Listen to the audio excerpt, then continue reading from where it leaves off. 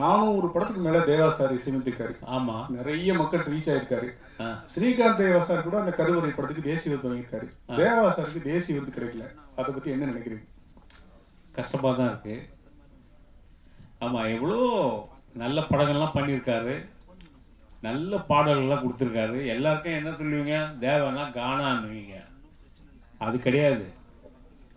ஒரு படத்தில் ஒரு பாட்டு இருக்கு அந்த மாதிரி. ஆனால் மற்ற 5 பாட்டும் மெலடி சாங் இருக்கும், அதை நீங்கள் கேட்டுருக்கலாம். ஆனால் அது என்னமோ தெரியல, அவருக்கு இதுக்கு கிடைச்சிருக்க வேண்டியது. அந்த என்ன பண்ணாது, நலம் நல்லா அறியாவல் காதல் கோட்டைக்கு கிடைச்சிருக்கணும். பட் அது மிஸ் ஆயிடுச்சு. பரவாயில்ல, அதனால ஒன்றும் நமக்கு வருத்தம்லாம் கிடையாது. தேவா வாங்கினா அண்ணன் வாங்கலன்னா இந்த பையன் வாங்கிட்டார் இல்லையா, அது போதாதான் நமக்கு இல்லையா? Thank you sir. டைரக்ட் சார், இது வந்து பயமாக இருக்குமா இல்லை காமெடியாக இருக்குமா? காமெடி கலந்த பயமாக இருக்கும் சார்.